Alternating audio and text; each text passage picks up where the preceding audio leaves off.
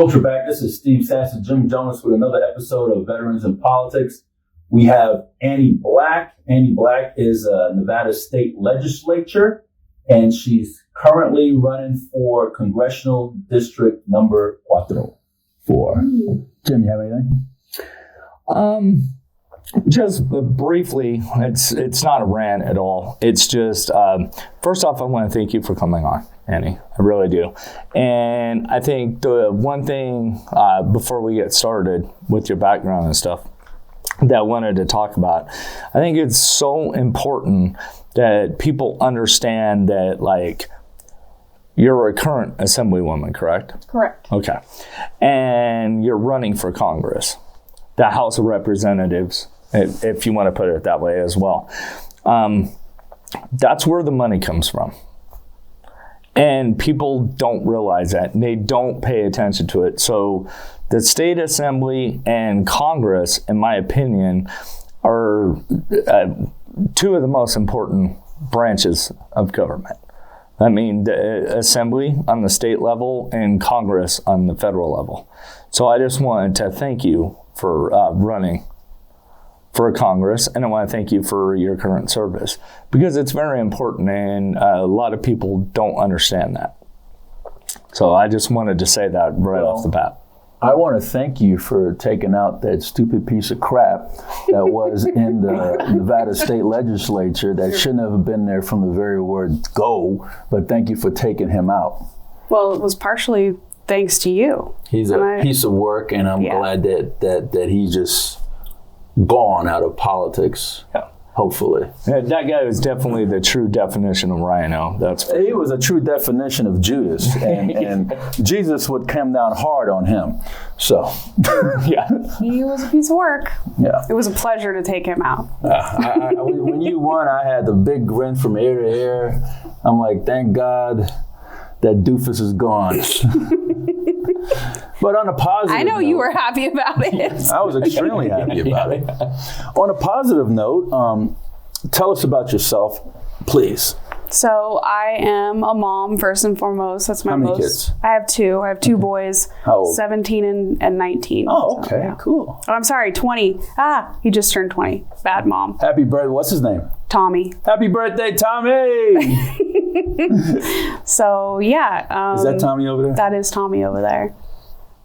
Tommy! Okay. He moved to Minnesota briefly, and the other day moved back because it was negative 29 degrees. I mean, so who that's would want to be in a place like that? I don't know, crazy people. Yeah, I know. Half my family lives in Minnesota. I love them, but they are crazy for living there. You know, when Jesse the Body ran for governor, I'm like, that's a place Jesse the Body needs to be. He crazy.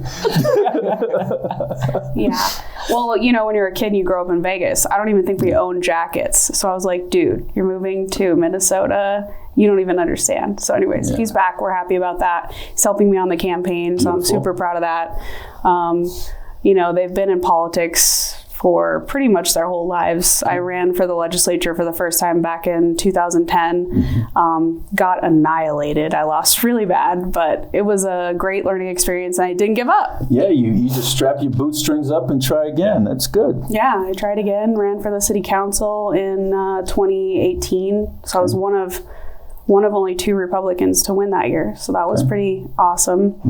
And then I ran for the state legislature, like we talked about, took out a 3-term incumbent who voted for the largest tax increase in the state's history. So I'm proud of that. Yeah, he's what we call Rhino. Yeah. He's that. Okay. And and yeah, I had a pretty great first session in the legislature. It was a pretty amazing time. I was fortunate enough to be voted the #1 most conservative legislator by NPRI. You went after the governor for the mask mandate, right? I did. I got censured by the Democrats for refusing to wear a mask or produce a vaccine passport. So that was fun. But they have no problems with showing ID. I mean, they have problems with showing ID to go vote. Yeah, right? Yeah. Bunch of hypocrites, but... It's crazy. The whole thing is crazy. And so now I'm running for Congressional District 4. You know, I was born and raised in Vegas. I live in Mesquite now, but I grew up in Las Vegas. Bonanza High School graduate. And my Oh, see, I used to like you too. I graduated from Clark. How's my buddy Alan Lippman, mayor of Mesquite? Well, he was good till he endorsed my opponent, and then so he's fine. He's good. He's endorsing you now, right? Of course not.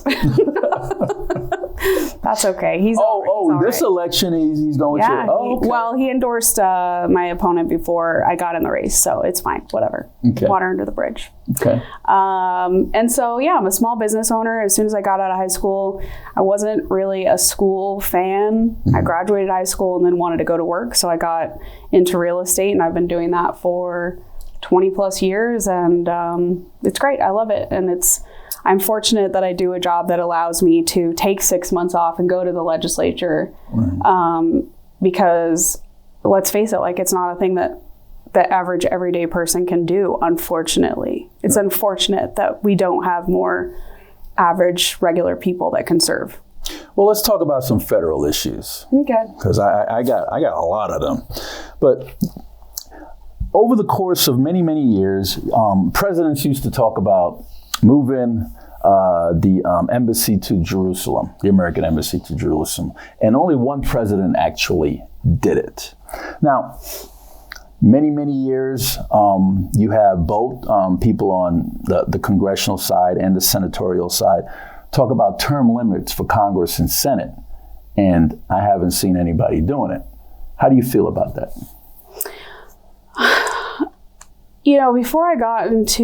Before I was ever elected, I thought term limits are a great idea. I'm not saying they're not a great idea, but what I've learned from being in office, from the city council to the state legislature, is that the swamp, right? We like to think of the swamp. I guess I always thought of it as the people inside, the lobbyists, the establishment people. Right. The swamp is also those people at every level that understand that have the institutional knowledge, that understand how to get things done. And that's inside people too. That's staff. That's all those people that President Trump had to fight against for 4 years while he was in office. And that's a huge group of people that have a lot of power and a lot of influence and a lot of knowledge. Those people don't answer to anyone. There's no term limits on those people. Those people serve through administration after administration after administration. And as an elected, I think that really is a problem that we also need to look at. So like someone like Trey Gowdy, who's self-term limited, right? He's a brilliant guy, but he said 3 terms and I'm done. He's a brilliant guy. Would love to have him still in Congress or, in office at this point. But I'm really glad you brought that up, because that's one of the things that I've been discussing with people for a long time, is that a lot of these bills that get passed, and I'm not trying to let politicians off the hook, or representatives that vote for them, but I keep trying to explain to people, you have no idea that half the time it's the staff that comes up with this. And it's people that have literally, they're not held accountable to the voters at all. They're the ones drawing up these bills. So the politicians have to suffer the consequences of bad bills sometimes. It's not always the politician's fault. Right. So, for example, when you're at the legislature, there's something called the Legislative Counsel Bureau. I imagine there's something like that in all branches of government, but there are attorneys that tell you a bill is constitutional or it's not constitutional. And I guess that's always up for debate, right? Who are you to tell me? And when you're a Republican and you have a Democrat-controlled legislature and the staff they know who's buttering their bread, right? Who's in charge. I think sometimes the treatment isn't necessarily the same when you're in the minority party. And that's probably for any party that's in the majority. The staff is working for them, right? So are you for the term limits or no? I'm for them. I just think that... How many years would you do Congress?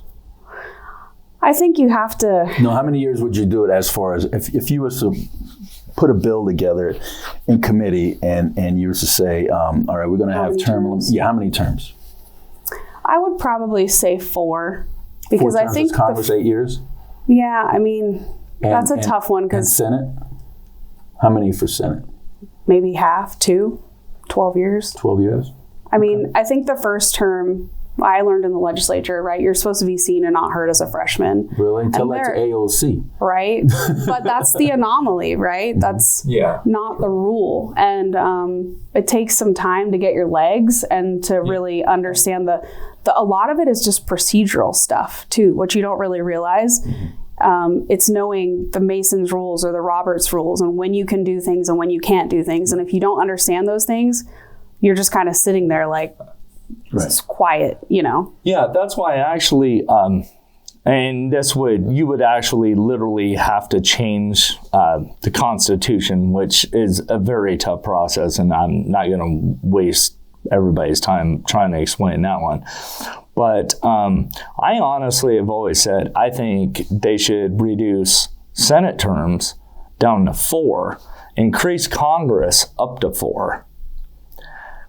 And then have term limits, obviously. I would say 12 years max for both offices. And the reason why I say that is because I do think it's a little bit unfair to the House of Representatives.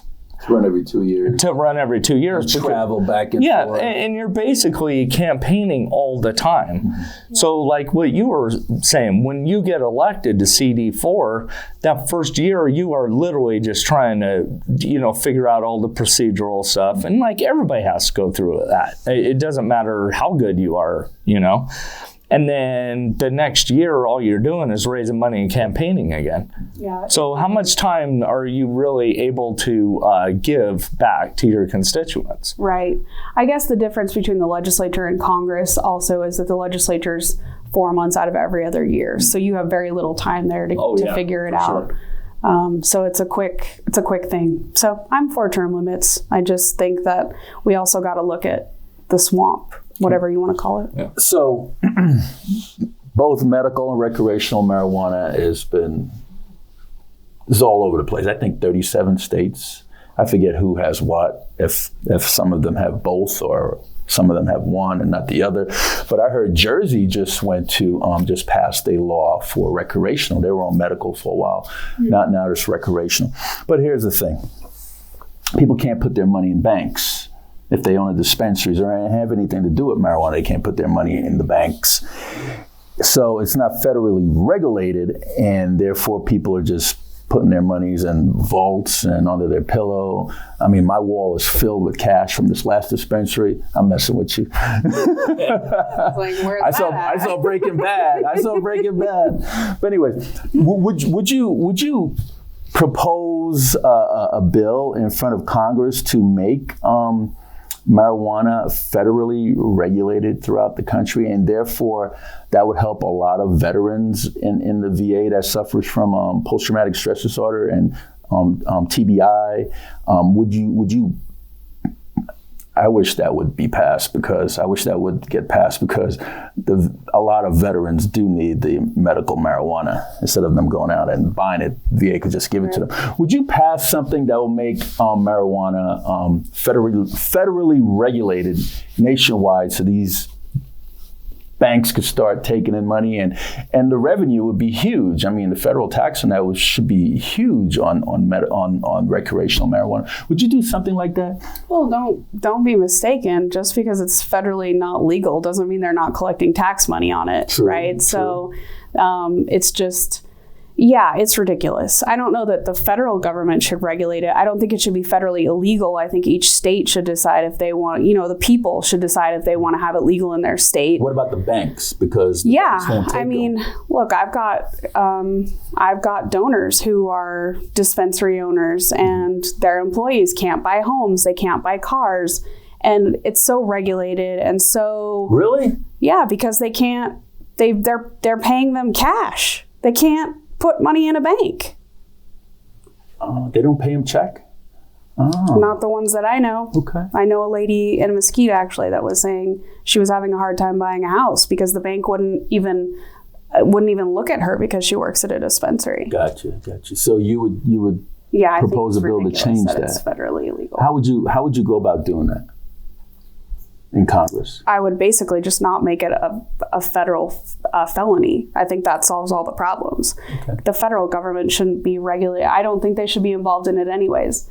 And if it wasn't federally legal, let the states decide on a case-by-case basis what they want to do with it. And then banks can start to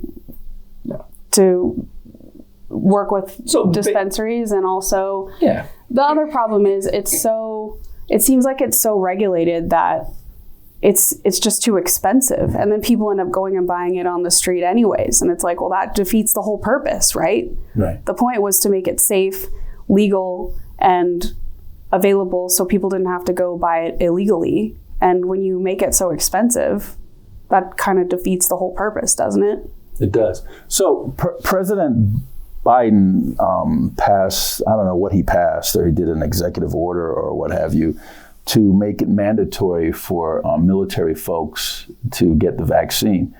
And because he's done that, I know there was, I forget how many soldiers left the military, and I believe it was over 100 Marines left. And to train one Marine costs a lot of money.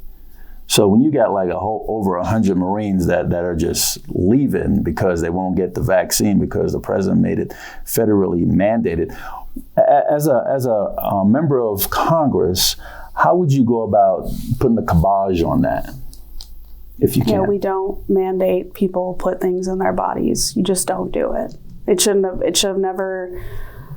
have never, I mean, I guess I would say though, I mean, isn't that kind of a thing though, that I've never been in the military, but you kind of, I've heard people joke that you guys are like the guinea pigs. You just line up and boop, boop, boop, boop, boop. They just, which is sad, right? It shouldn't be that way. It shouldn't be that way for anybody, but I absolutely don't think that should be mandated. What would you do to go about stopping that? Because right now it exists. How would you stop that from happening? Well, I think under the, it's not a law that was passed by Congress or the Senate, right? No. Under the declaration of emergency, the president can unilaterally just say, hey, I'm mandating that you do this because it's a state of emergency. We need to restrict all branches of government, from the governor to the president, on what they can do. State emergencies don't last 3 years, right? That's totally contradictory to the definition of an emergency. Yeah, it's supposed to be extreme circumstances. Right, and extreme circumstances don't last 3 years. Yeah. If the Speaker of the House was to come to Congress body and to say, hey, I want to impeach the president, what would you look for as a congressional member of Congress? What would you look for if you were going to impeach a United States president? What would I look for? I mean, I would look to see if he'd done anything that was impeachable. I think I think we're using that too haphazardly, in my opinion. It's not something that we should be doing as regularly as we've been doing it. Yeah. Okay. I agree with you 100% on that. Because if we just keep impeaching like every president we don't like, depending on whoever has the majority in the House of Representatives, then how far are we from being a parliamentary government? We might as well just be a parliamentary government. How are we going to get the people's work done? Right, yeah, exactly. Well, we've become a place where for once we're taking political prisoners and we're impeaching presidents that we don't like just because we don't agree with them. Right. It's un-American. When I look at Congress, I look at them as somebody that makes laws for the entire nation. It's not somebody that just, you running for District 4, not somebody that's going to make law for District 4. You represent the entire United States, sometimes including all the territories, America, Samoa, Puerto Rico, as a Virgin Islands. Yeah. How do I phrase this? The responsibility of a congressperson. How would you go about how would you go about taking a deep breath? How would you go about when you make these decisions? How would you go about doing it? You understand what I'm saying? Yeah, I mean, I think fundamentally, I would love to see a lot more power returned to the states and a lot less of these decisions being made by the federal government or Congress and the Senate. But I would do it the same. Look, there's what we think it's going to be with everything. There's what you think it's going to be, and then there's what it actually is, right? Yeah. I know in my mind what I'm going to do when I get to Congress, but then getting to Congress is going to be a totally different story. So what I can tell you from experience, being at the legislature, you got to be open. You got to hear all sides. And then you got to make hard decisions. And I believe you got to make them in that moment in mind. Mm-hmm. In my experience at the legislature, far too many people there are making decisions based on what's going to get them back there, what's going to get them reelected. And that's not where you should legislate from, right? Because you may make a decision like term limits or like, not raising the debt ceiling. That's going to shut down the government. People might be mad at you about that, or some program that's going to upset someone. But you know what?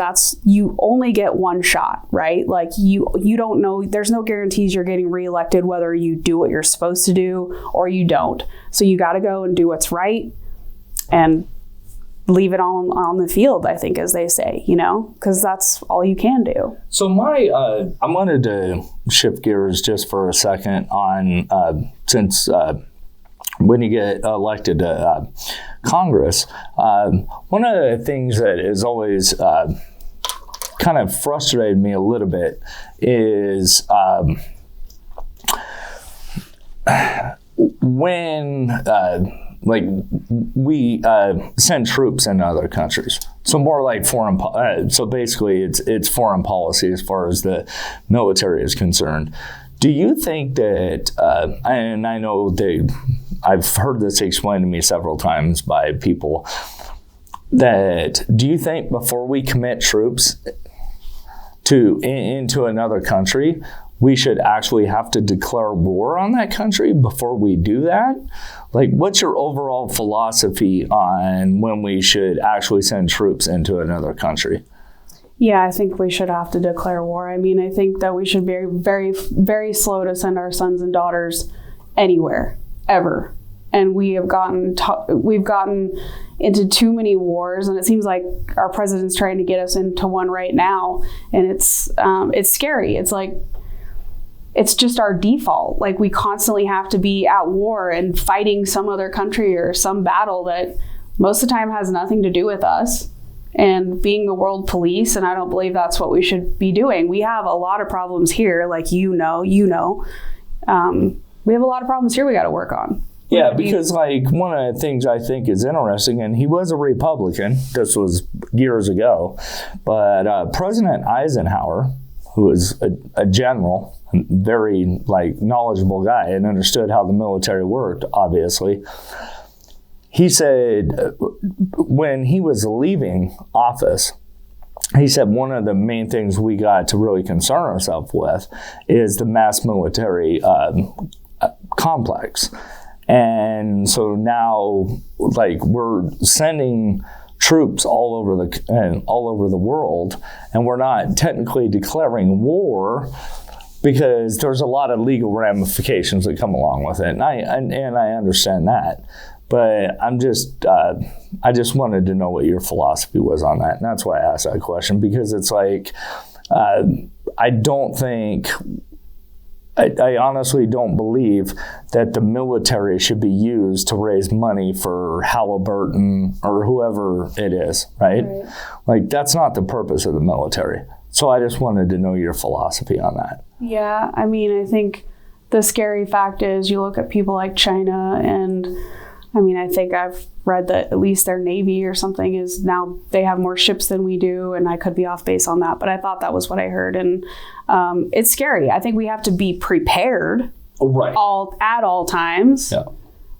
But we have to be very slow to act and get involved in a conflict, right? I mean, that's my belief anyways. Would you introduce legislation that it would be mandatory that before a military person exits the armed forces to the civilian populace, would you have a mandatory legislation that they go through some type of de-escalation course or some kind of course for them to get ready for the civilian life?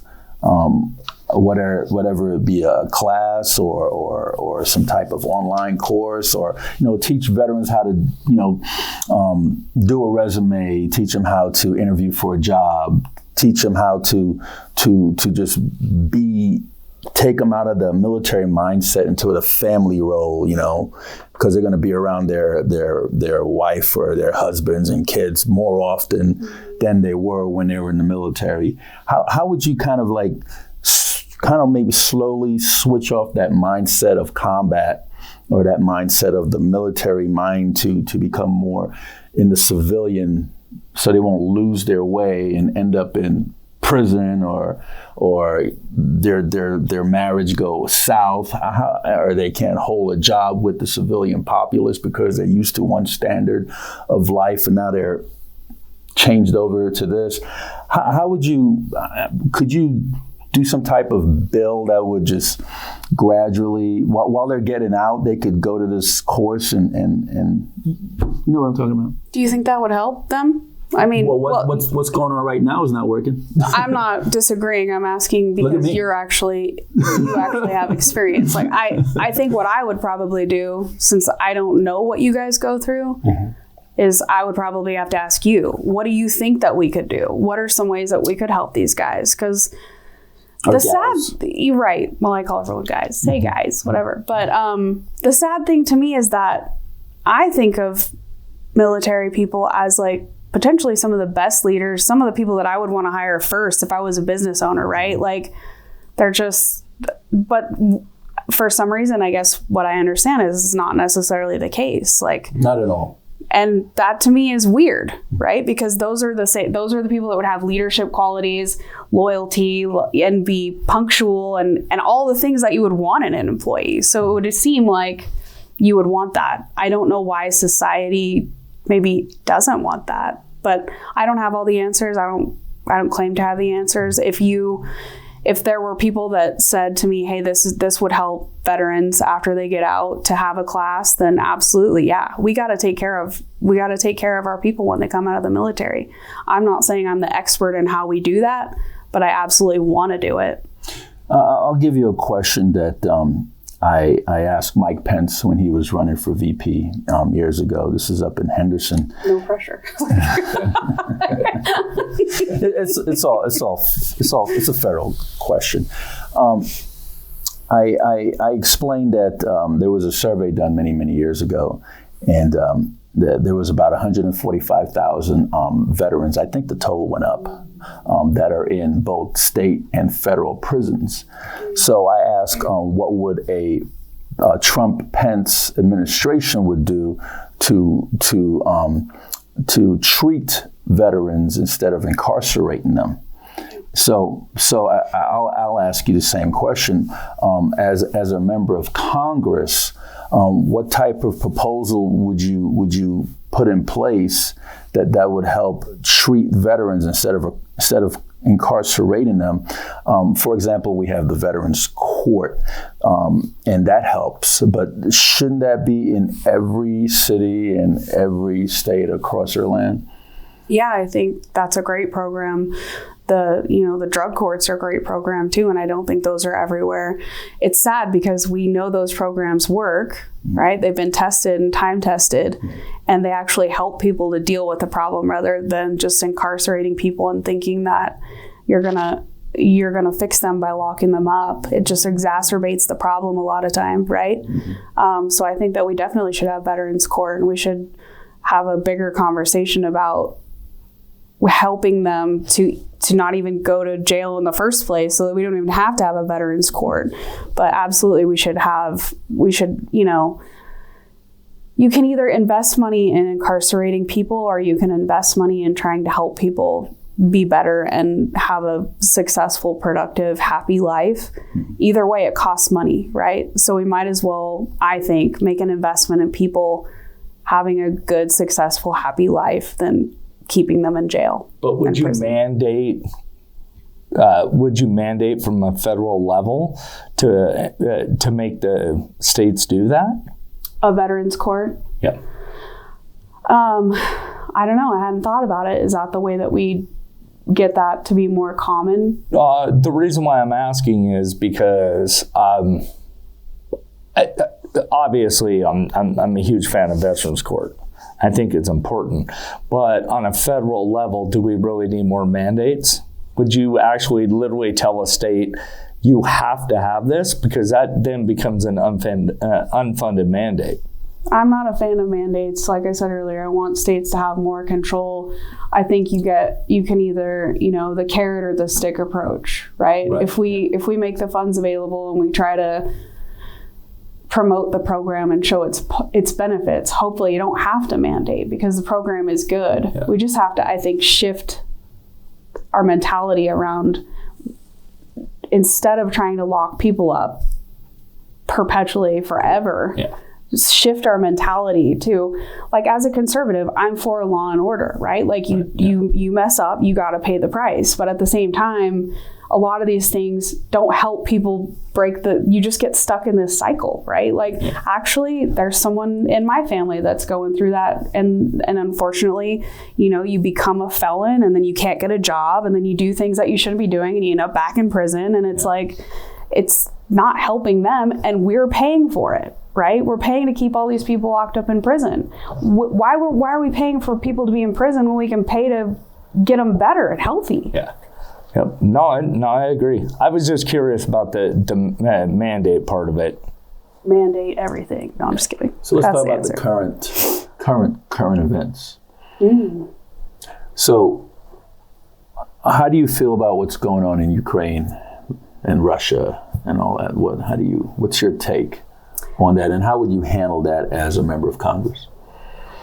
I'm pretty irritated that our own borders are wide open.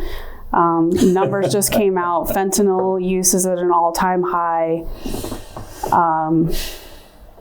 We got mandates, like you said, on our military and people for vaccinations, but you got illegal immigrants coming across the border, drug dealers coming across the border, it's insane. And then when you think about it from a humanitarian perspective, there are kids and women and men that are being smuggled, and it's not a good situation. So, I don't want any other country to have a war, but I'm sorry, I care less about that border than I do my own. And those things are affecting us. Like, we have real problems that are affecting us on our own border. How would you fix our border? Because I was going to lead into my next question. We've got to finish the wall. We got to finish the wall, and we got to give border security. Well, there's already a lot of it that's already been paid for, and it's just sitting there that needs to be completed. I think it's one of those things where sometimes in life you make an investment and it's costing you money up front, but in the long run, it's going to save you money, right? Like, it's going to save us money. It's going to save American lives, people dying from drugs that are coming over the border. It's like the drug use thing is getting worse and worse every single day. But is it actually like... And I'm just asking this because I want your opinion on it, but one of the things with me is that I'm not saying I am not an open borders guy. I don't understand that principle at all, and I think the visa system and all that needs to be looked at. Immigration from everywhere needs to be looked at. We need to fix that, but realistically, building a wall across that entire border, is that really truly going to fix anything? Because, there's tunnels and stuff, and I'm playing devil's advocate because I'm talking about what, people that are against the wall are saying. And so, is it really... We talk about how many issues and stuff we have in this country. So let's just say, ideal situation, we get the wall completed. Is that really going to save us any money?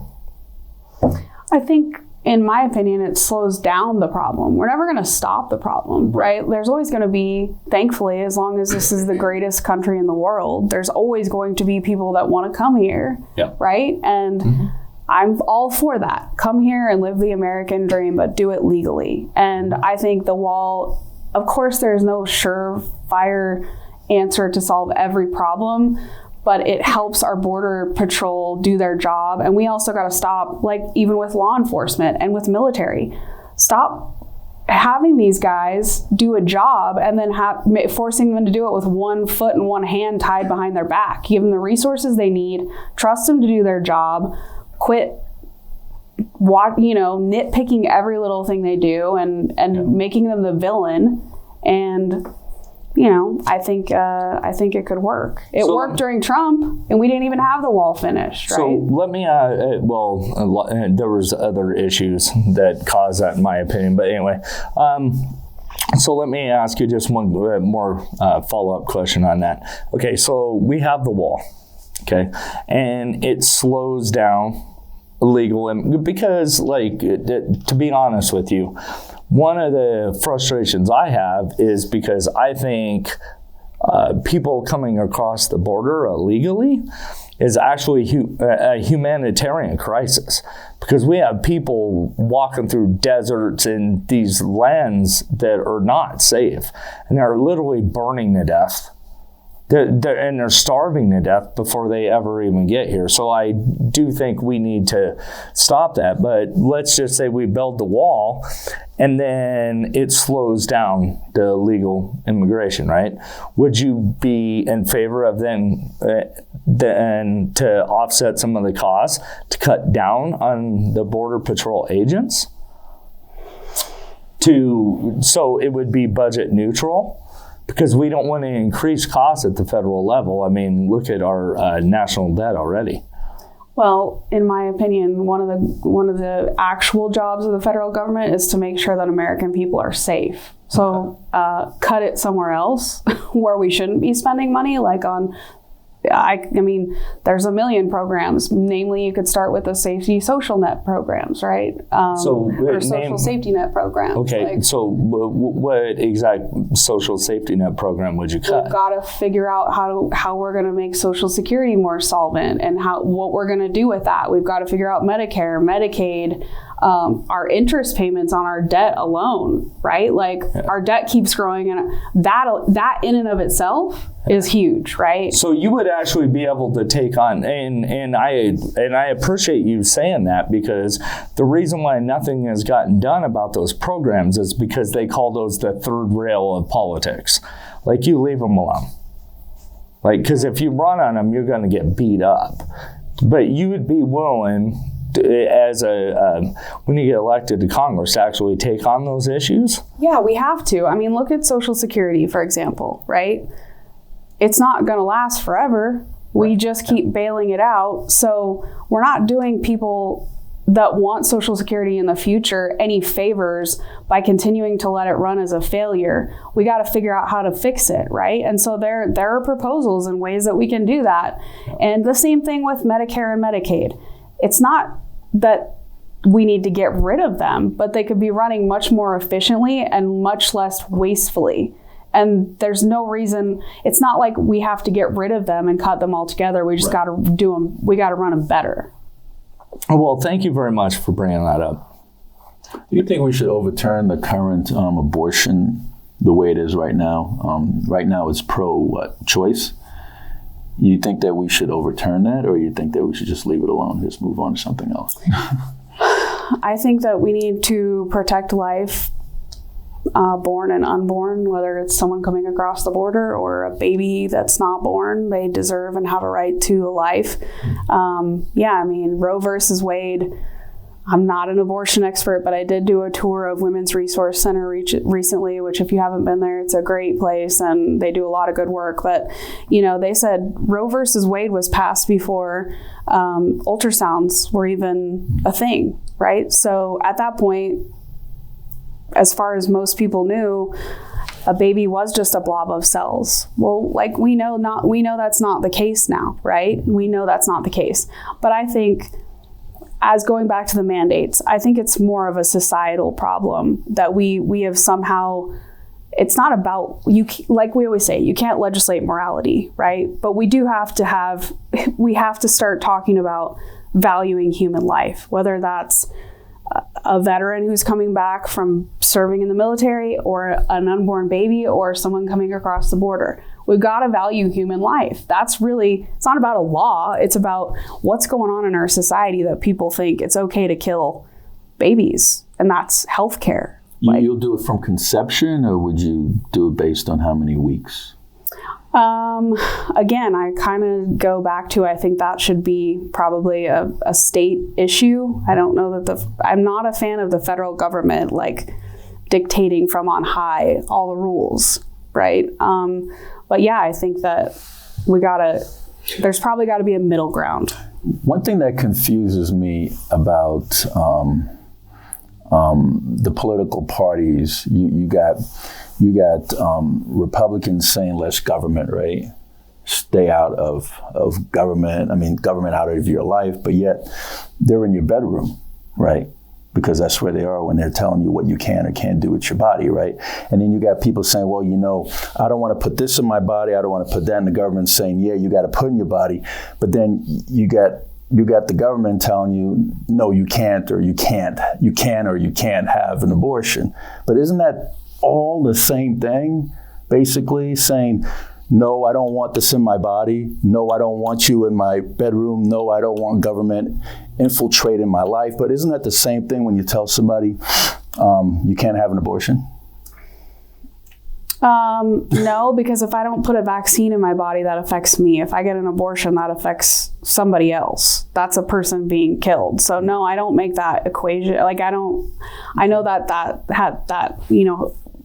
that line's been kind of drawn together, but I don't see that as the same thing. But then again, that's my opinion, and that's the problem. Like, this is a tough issue. These are hard issues. Nobody's saying it's easy, and I would love to not have to tell people they can't get an abortion. I would just love to have a conversation with people and say, your baby's life is valuable and you can do this, and to have us not feel like we have to kill our babies. I don't want to tell anybody what to do with their body, but we also do have to protect innocent people, and babies are people, whether, we want to acknowledge that or not. Okay. It's a hard issue, right? Like, it's tough. But at least you're willing to answer it. Like I said, as soon as you brought up, I'll be honest, you super impressed me with when you brought up Social Security and Medicare and Medicaid. I'm like, oh. Because most people on the federal level, like you're told from day one, you do not touch those issues. I mean, I could go into a longer story about Bill Clinton and Trent Lott and all that, but I won't. Well, just so everyone knows, I don't want to cut Social Security or Medicare, but right. I do think that there's a way to, I'm not a genius, but I've read some proposals in which we can fix the program. Right. And we owe that to people like my son, right? That someday are going to want to have that program around. Yeah. If we don't fix it, it won't be there. Ms. Black, did we cover everything you wanted to get out, want to talk about? Did we miss something? I just want to say that I would love to talk about our economy and like our current state of gas prices and groceries and grocery shelves. It's scary what's going on. I'm sending my receipts on my gas receipts to the White House for reimbursement. So. I actually believe you probably did that. You probably did, but I actually have pictures saved on my computer because soon as, and I know we're a nonpartisan organization, but I'm a Republican. Everybody knows that. So, but I try to be fair to both sides. But literally, soon as it was announced that Biden became president, and all due respect to President Biden, I filled up my tank and I took a picture of the gas price. And I take pictures of the gas prices and food prices all the time. Yeah. Just just saying. And how could you motivate the economy? What's get out of the way, leave it alone, let it do what it does, quit printing money, quit paying people to stay home, quit telling people they can't charge rent for their rental properties for years. Mm-hmm. It's just, to me, this is the strangest economy because it's like some people are making tons of money and people are spending tons of money, but it's all artificial, right? Like it's all baloney. And it's scary because eventually it's going to end. Yeah. And I don't know. I mean, I'm in real estate and I'm selling houses now for, 3 times what they were 2 years ago. And I know our unemployment level is still super high. So I'm like, where are these? I'm not an economics major, but it doesn't make sense to me. Well, I'm glad you brought that up, because that's one of the things that, like, I don't understand why, since you're in real estate, you'll understand this. I don't understand why people don't get this overall philosophy. Maybe they're just not paying attention, but look what happened in 2008. When the housing market just crashed into nothing. It's because of all the flex saver loans and the ARMs and all that stuff. Yeah, and all that stuff coming in. And like sooner or later, yeah, it was great for a while, but then the bottom fell out of it. And then the government had to come in and bail all these people out. I think the different situation we're in now is people aren't, I don't know that there's still equity in their homes. So like if you lost your job tomorrow, unless the market just and bottom falls out, which it could, our homes are still worth more.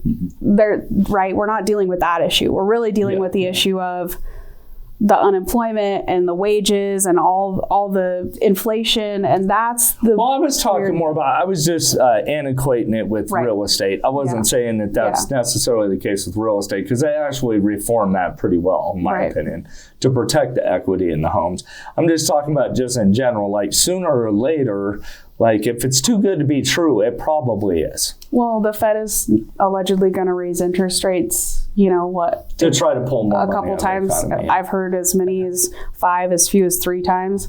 So what's that going to do to the real estate market, right? You already have people that can barely afford a home, and people that are renting are telling me all the time that their lease comes due, and all of a sudden the landlord wants, $200 more a month in rent.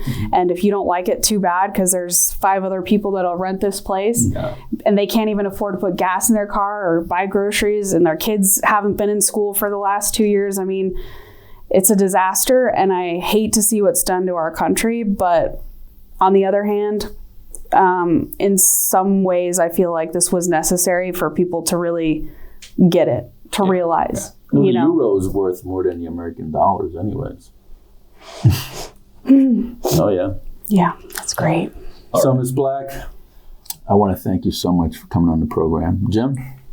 No, same thing. I want to thank you. I know, what we've been doing this for almost a full hour now. It's not I didn't even have to use this at all. I didn't get stressed out or anything.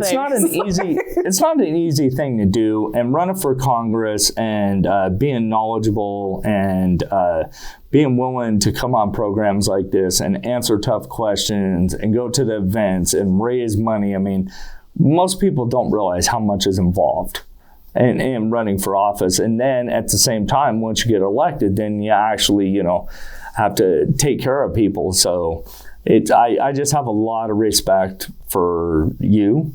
I guess the first time I met you was a couple of weeks ago. And again, thank you for coming on. And I just want to let you know, this isn't an official endorsement, but I have a lot of respect for you, and I appreciate you coming on. Thanks for having me. And people, it's weird because people are, thanking me for doing this job, and I feel like, this is always been my dream. I mean, I don't consider myself in the same league as a police officer or in the military, but to me, this is the way that I can serve my country, and I feel passionate about it. And I hope that everybody in the world gets to find the thing that they love to do, and they wake up every morning and do it for free, but love it anyways, right? Because it's your calling. Yeah. So, you guys do with this show. Yeah, this is your calling. Ms. Black, could you look into the camera, and Mark's going to zoom in on you, and you tell the folks why they should go to the voting booth and put you in office and your point of contact. Okay, back camera. I'm Annie Black. I'm running for Congress in Congressional District 4. I would love to earn your vote. You can find more information on me at anniefornevada.com. I grew up here. I love Nevada. I think that we're losing our way a little bit, and I want to be a check and balance against Biden and all these crazy things that are going back in DC, and defend our state and make sure that it stays the land of opportunity. So all of you out there watching, my kids and future generations can come to Nevada, and this can be a place where anybody can work to achieve whatever they want to achieve and their own version of the American dream, because that's the Nevada I know and have known my whole life, and I want to fight to keep it that way. Thank you, Ms. Black. Sure. Folks, that's Annie Black. She is currently a Nevada State Assemblywoman that's seeking the office of Congressional District 4 up in oh my God, it's so big now. Well, up in my area, that's my area, so you'll be on my ballot. So just to let folks know, educate yourself. And to remind everybody, this Saturday is the 6th biannual Veterans in Politics Valentine's Day Ball. We have 112 people showing. There's about 5-6 seats left. If you haven't received your ticket, you probably want to get them quickly. It's this Saturday. 5 to 6 is cocktail hour. 6 on is dinner and dancing. It's going to be at the South Point Casino. It's going to be fun in the sun, or maybe not in the sun, but it's going to be fun. Yeah, it'll be fun. This is Steve Sampson, Jim Jonas. Until next time.